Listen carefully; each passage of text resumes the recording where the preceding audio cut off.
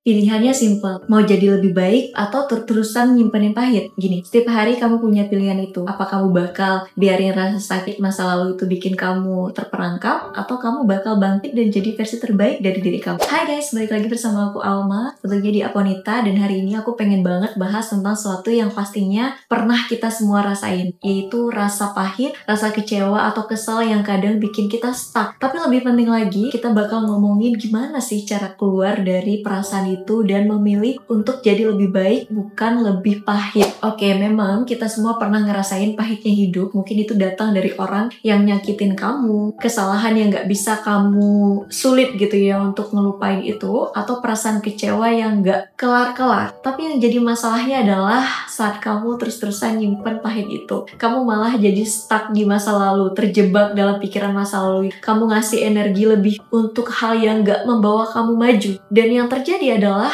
kamu malah makin merasa kecil, makin terpuruk, dan gak bisa berkembang. Gini, kadang kita mikir kayak, oke, gue harus ngelawan atau balas dendam dulu supaya gue akhirnya merasa menang. Tapi kenyataannya, kebanyakan orang yang terjebak dalam kepahitan malah kehilangan banyak waktunya. Dan yang mereka dapatkan cuma rasa sesak di dada, sakit yang amat sulit banget dilupakan. Jadi, apa sih yang bisa kita lakukan untuk keluar dari lingkaran pahit itu? Ini kan menjadi pertanyaan, gimana caranya gak biarin masa lalu itu terus mendefinisikan hidup kamu. Gini, aku punya beberapa cara simple tapi powerful yang bisa kamu mulai dari sekarang. Tapi ingat, itu gak bakal mudah ya. Tapi kalau misalkan kamu komit sama diri kamu sendiri, hidup kamu bakal jauh lebih baik. Aku bahas ini karena udah pernah aku lewatkan. Jadi yang pertama yang harus kamu lakukan untuk keluar dari kepahitan itu adalah menerima dan melepaskan. Menerima bahwa apa yang terjadi ya sudah terjadi. Gimana pun kamu gak bisa ubah masa lalu, tapi kamu bisa pilih untuk melepaskannya. Dan itu bukan berarti kayak kamu setuju nih atau kamu memaafkan apa yang udah terjadi, tapi itu berarti kamu berhenti ya memberi kekuatan kepada rasa sakit itu. Ketika kamu menerima kenyataan dan melepaskan beban itu, kamu mulai memberi ruang untuk kebahagiaan dan kedamaian. Gini, melepaskan bukan berarti kamu lupa, melainkan melepaskan pengaruh negatif yang terus menahan kamu dari maju ya. Lepasin itu. Setelah kamu mulai melepaskan, hal yang kedua ya yang penting ini adalah mengalihkan perhatian kamu ke masa depan. Apa sih tujuan kamu ya? Apa yang kamu ingin capai? Fokuskan energi kamu ke hal-hal yang bisa bawa kamu maju ya. Gini, ketika kamu punya tujuan baru, kamu gak akan punya waktu buat terus-terusan merenung tentang masa lalu kamu. Ciptakan kehidupan yang kamu inginkan dengan segala potensi yang kamu punya sekarang. Yang ketiga, bangun mentalitas positif. Ini adalah salah satu hal yang bikin kita kayak terjebak ke dalam pahitan. Itu adalah pola pikir kita yang selalu aja negatif. Kita mulai mikir kalau misalkan hidup kita itu cuma penuh dengan kegagalan ataupun kekecewaan. Tapi coba deh mulai ubah pola pikir itu. Pikirkan apa yang kamu bisa syukuri dalam hidup ini dan pelan-pelan ubah perspektif kamu dari kenapa ya ini terjadi ke aku? Apa sih yang bisa aku pelajari dari semua ini? Mulai bangun mentalitas positif itu.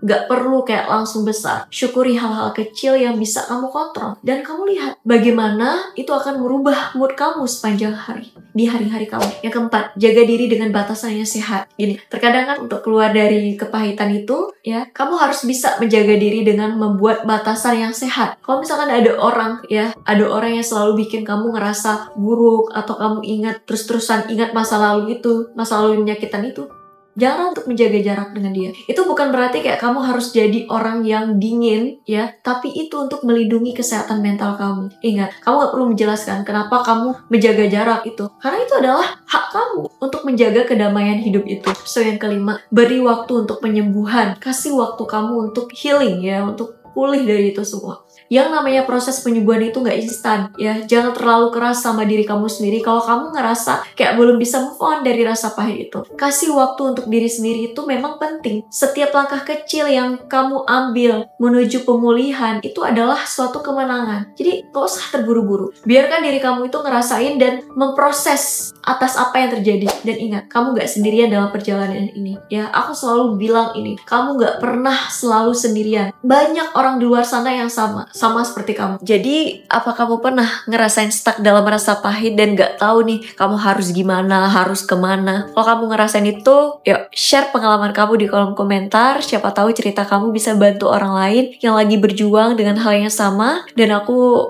bakal ngebaca semuanya. Oke? Jadi kalau misalkan kamu ngerasa video ini ini membantu kamu, jangan lupa untuk like, subscribe, dan aktifkan loncengnya. Dan kalau misalkan kamu butuh banyak ya, lebih banyak motivasi gitu ya, tentang gimana sih caranya jadi versi terbaik dari diri kamu, pastikan kamu gak ketinggalan sama video-video selanjutnya. Ingat, hidup kamu itu gak harus terus-menerus kayak dipenuhi dengan yang namanya rasa pahit itu. Enggak, kamu punya kekuatan buat bisa berubah. Dan kamu pasti pantas ya untuk dapatin kebahagiaan itu. Tetap semangat selalu ya. Thank you for watching. See you next time and bye-bye. Dadah.